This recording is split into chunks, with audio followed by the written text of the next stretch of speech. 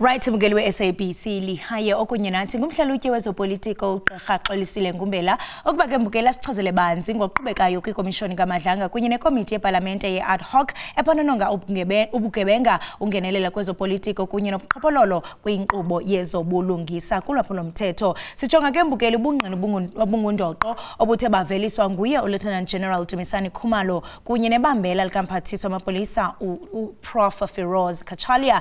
Gqirha Ngumbela masikubulise sikwamkele SABC lihaye sibambe ngazibini ngexesha lakho. Manibulise msasazi kuwe ndibulise nakubaphulaphuli ngokubanzi benkqubo. Msasazi oku kuvelayo macala omabini kuya kukhwamnqisa kwaye kuya kuveza kubeka elubali into okokubana ngoku ilizwe loMzantsi Afrika liseyela liza kuba yiBanana Republic. Kwaye okunye masiqaphele kuye kwacaca into okokubana noxa umongameli engakhonjwa ngqo naye ububandakanyeka apha phinda ke uphinde emva kancinci msasazi uthatha amanyathelo nje amabini amathathu ubuye umva ubone into okokubana umnumzana uMchunu ebesegcibhala echanqatha ebhotolweni nakubisi nobusi ngoba uyeva into yoba naxa esiya kuJanuary 8th the statement ye-ANC yena bekufuneka aquthiswe imvlophu. Siphinda siyeva into okokubana lo kaMchunu namalinge akhe okuzama into baziqhatsele isikhundla sokuba ngumongameli we-ANC nezawuphele ngumongameli welizwe bekufuneka bufumene imali. Aphinde lo kaKhumalo asibonisa into okokubana kusetyenziswa izixhobo zaseburhulumenteni nobunganga besihlalo okuso ukwenzela into yoba kungaqeshwa abantu. Sithetha ngelizwe elinoqoqosho olungakhuliyo, sithetha ngelizwe elixhatshazwa ukungaphangeli intswela-ngqesho yabantu. Ufumanisa into okokubana ngoku umntu usebenzisa isikhundla sakhe. Siphinde ke lo kaBushiri naye ube kusidizela apha kwimpela veki into okokubana lo kaSibiya uya noko naye emkhomba ngomnwe esweni into okokubana uyabandakanyeka kubushiqi nesishiqi sokokubana kwakubanjwe lo kaBushiri and ufumanisa into nendlela amke ngayo waphuncuka ngayo.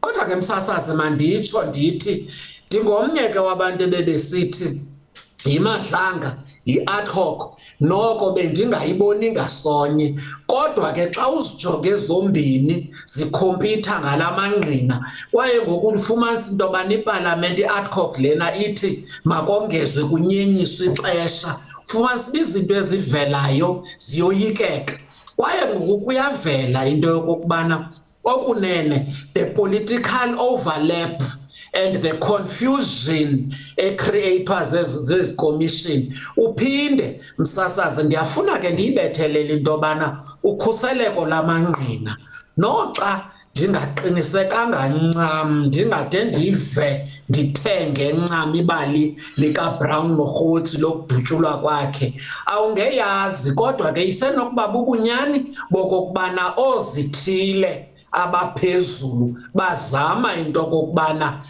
bamciba igama ukwenzela uba amagama bangadizeki ngoba elekuba kusisa sifumana into ezintsha nezinto eziduba umphefumlo. Kodwa ke enyanisweni ithi the state is weak, the structures are non-existent, i-accountability nokunyaniseka ayikho eMzantsi Afrika msasazi. Uvele wayiqongqotha wena Gqirha Ngumbela kuba kaloku bendisaza kubuza malunga nalo mba kaBrown Mokgotsi uba ngenene nangenyaniso kubonakala ngathi unkrwempisa intloko bambi bathi yinto mhlawumbe engaba uzenzele yona kuba kaloku phinde bekhona nalanto yokukhusela i-whistleblowers odiza amaceba njengokuba usitsho. Kodwa ke enye into esithi kuphinde sayiqaphela kukuba uKhumalo uye wabamba ubungqina obuthile kuba esithi mhlawumbe ukhusela uphando oluqhubekayo. Mhlawumbe ikomishoni ingaqinisekisa njani into yokubana iyabhalansa ukukhusela uphando ngelixa igcina ukungafihli kunye noluntu?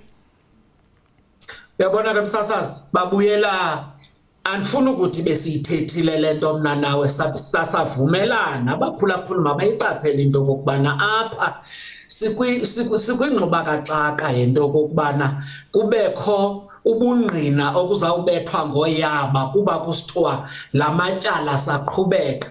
Noko ke leyo into izakuthanda into kokubana isithunuke kwisazela esithi aziba banyaniseke kangakanani na. Phinde ubuye ke msasazi uze kule nto ithi ubuxhakaxhaka obusetyenziswe phaa kumadlanga buye basibonisa into kokubana ngoku kuye wachaphazeleka umuntu ebenika ubungqina, kwaye ngoku nobu bungqina bunikwa in camera bunikwa bucala buza kusichana, kanti ngoku siphinde sibe nalo ke nonxunguphalo lento kokubana bakhuseleke kangakanani na. Ngoba kaloku msasazi siyasoyika esikabhabhitha dikora nesehlayo kweli lizwe loMzantsi Afrika, and ngoku ufumanisa into yobana bendikhe ndafunda kwiripoti ye-whistleblowers, fumanisa into yobana abanye baphucwa imali baphucwa izikhundla, eli lizwe likhohlakele lingabaphathi kakuhle,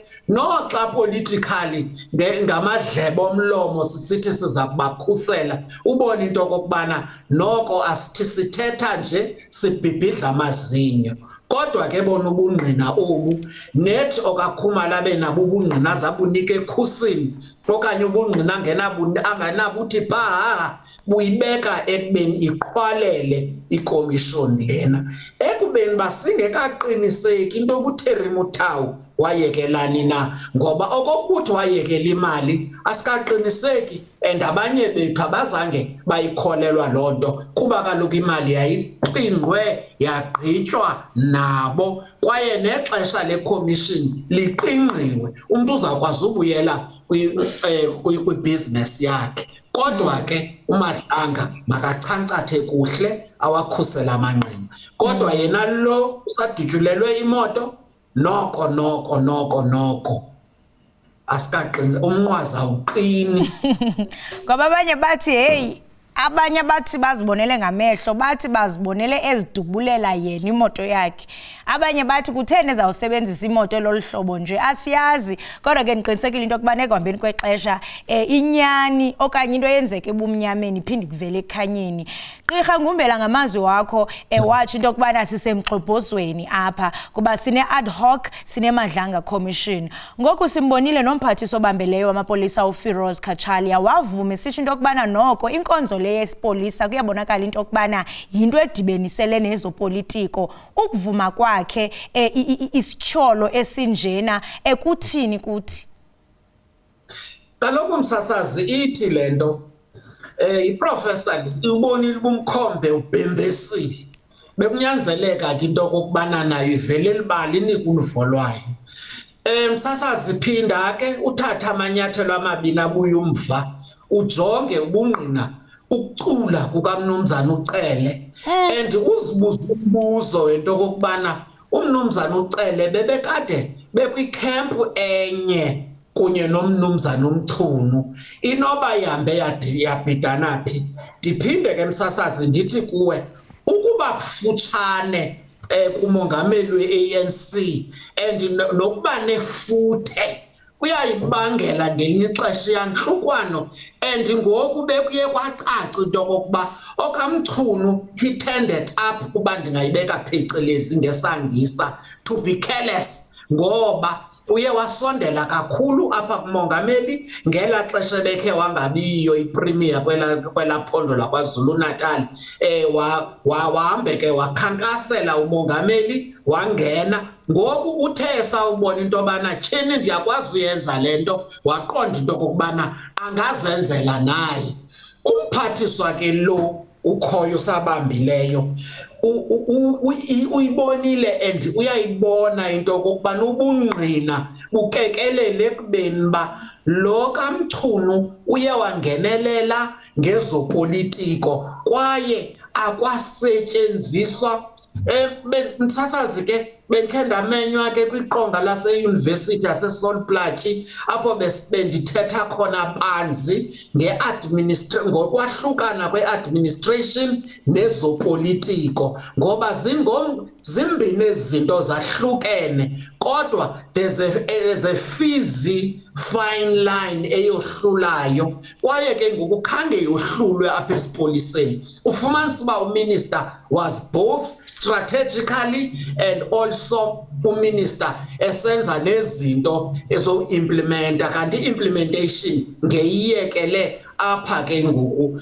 kulomphathi mkhulu wamapolisa and iphinde isibethe ke laa nto into yobana ngelinye ixesha xa umkomishinara ungamthathanga esipoliseni uthathe uzibani ngeshe mhlawumbi sithi sawuthatha nje intombi kaNbisi ibe yiyo ezawuhamba nalomcimbi amapolisa aza ku-undermine kanti xa kuthathwa ipolisa into ethetha ukuthi sinethemba lento kuyazazi izinto kuthethwa ngazo kodwa ke msasazi phinda ubuyele kum uthi apha kusetyenziswa amapolisa ezo-hitman into ethetha ukuthi kanti thina emapoliseni siqesha izigebengu asiqeshanga abantu abazi-career policemen abaqeqeshiweyo nabamele usikhusela into ethetha ukuthi ngobani abathenga izigebengu andiqondi mna nawo uba singakwazi uzithenga izigebengu uba asinamali and asiyazi noba ungazifumana pha ezo zigebengu into ethetha ukuthi abantu bopolitiko banawo umkhuba wokusettlisha izikozi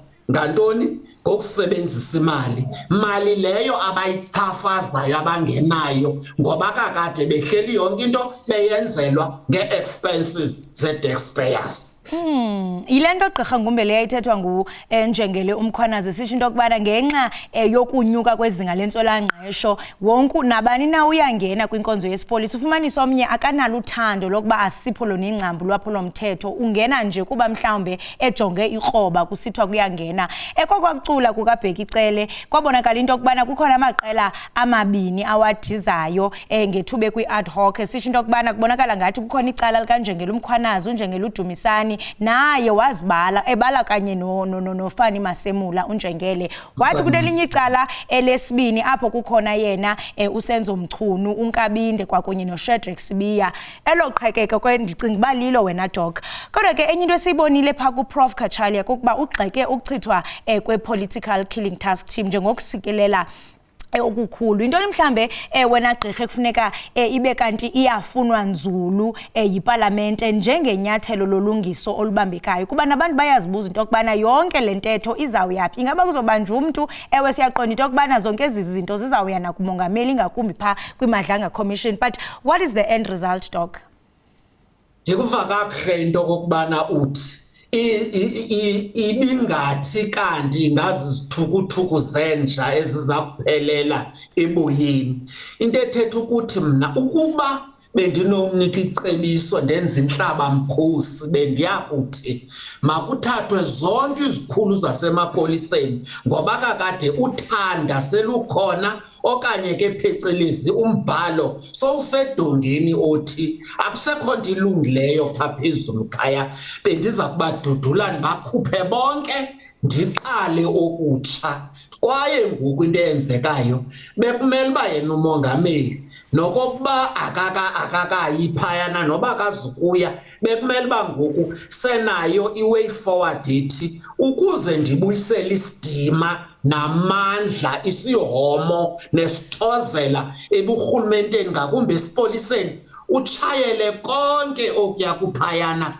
uqale uqalo olutsha kwaye naxa ke ngoku unyula abaphathiswa uyabona ke xa unyula abaphathiswa kufuneka uqaphele oku awubeki nabanina ngakumbi kwi-security cluster ngoba kaloku woyika nobhukuqo kwaye woyika into zingahambi ngendlela ubeka noko aba basondeleyo basenyongweni ibifuna ke ngokumsasazi anqale ngqo umuntu oza kuba ngumongameli athi athatha abantu ngokwesakhono kwaye athatha abantu ngokuthembeka nokunyaniseka kwabo kwilizwe loMzantsi Afrika banganyaniseki kuwe kodwa yena ndoqo ubasuse bonke ususela nomkhwanazi lowo nakakade umsuse ubasuse bonke uqala abatsha ukwenzela into yobana siyenze laa nto yakudala kwakuthiwa siqala a clean slate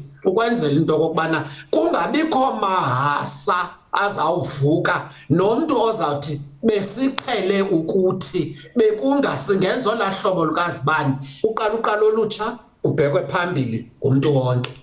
Kwaye leli thuba msasazi liyayinika i-ANC, liyayinika ezopolitiko uqalo olutsha olubheka phambili.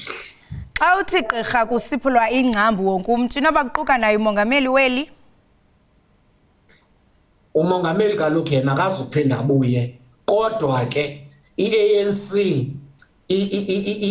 icacelwe ngoku ususela kumnumzana uMbeki nakumnumzana uZuma uba abanaze bakhutshelwe ngaphandle. Kwaye ndiyaweva lamarhemrhem la athi umongameli ufuna ulahla beke phantsi, kodwa bendakumcebisa into yobana iphalaphala ungayilibali khona nayo uzawuthi ubaleka kube kufaka omnye umntu. And so far kodwa ke noxa kucaca uba umongameli inyaniso ungumntu ongahambi ngqo nayo osondeleyo, ngoba ngoku msasazi phinda ujonge uyayibona i-factions ebethe umongameli mayingavulwa i-competition lento yoba ngubani ozawuthatha, kodwa i-faction kamnumzana uPaul Mashatile iyayicacaca elubala. Kwaye nomongameli uya eba weakened ngamandla bona nalento into yobana umongameli mosebekuyeka ebengasuka kugxothe ebekuyeka uzibhekele ekoneni engumntu we-consensus, kodwa ngoku siyambona into yobana ziyampheqa and naye uya esoyiswa. Into ethetha ukuthi yena bekumele nje okokubana bendabe ndingabantu be-ANC bendamyeka aphelele lixesha lakhe agqithe kwenzela uba sithathe olandelayo. Kodwa ke loo nto leyo ayithi makagxothwe, makakhamanege ikhomishini ezi zakhe and ziwesikele bize naye wayinika ii-time frames, kodwa baphinda bayifrustrata ngoba iqale late bengayinika izixhobo zowusebenza. Ndithetha ukuthi ke ibhola isezandleni sikamongameli, makasikhokhele asibonise into yobana izindululo zeMadlanga Commission zizawuthini, ngoba ezasepalamente zizawuxhomekeka kunkosikazi Didiza njengosomlomo into yoba ixoxwa ibheke ngaphi na. Kwaye ke ndiqinisekile kuzawushiyana ngotyefezo ngosopolitiki kulaa palamente, kodwa lekaMadlanga umongameli enza izindululo bekunga nalo mntu uzawungena we-NPA uza kwenyulwa athi xa engena asibonise ulwamvila lwabo, ngoba ngoku ayithemba sasinalo siqhwaba izandla ukungena kukaShamila Batoyi esasimbone kwenye yezi commissions sacinga unesakhono, kodwa siyambona into yobana uye waminxwa ngumkhuhlane osopolitiki, akakwazi into okokubana abantu abachaphazelekayo kwimarikana abachaphazelekayo kwizondo commission khange benziwe nto. Siyababona abanye babo baske bawongwa ngokunikwa izihlalo ezikhulu phaya epalamente.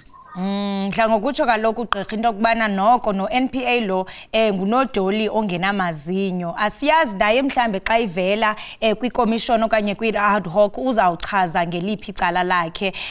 Gqirha masibambe ngazibini ngexesha lakho nokuhlalutyela umbukeli ngokuqhubekayo, ube nosuku olumnandi. Usuku olumnandi, kodwa ke singayilibali laMphakwana uthi apha udizwa nje lento isekuqaleni akudadwa nzulu, ngoba umuntu unento ayaziyo into yoba nam ndazi into ngawo ungandidizi ongathi sisemagqirheni xa kuvunyiswa uziqonda ngumhlolo uzakukhomba kuwo umane usithi egqirheni ukhwaba izandla uthi ungandidizi kwenziwa loo nto apha nangoku. Yho, hayi uze nenye gqirha. Hey, masibambe ngazibini ngexesha lakho, kuba luvuyo nochulumanco.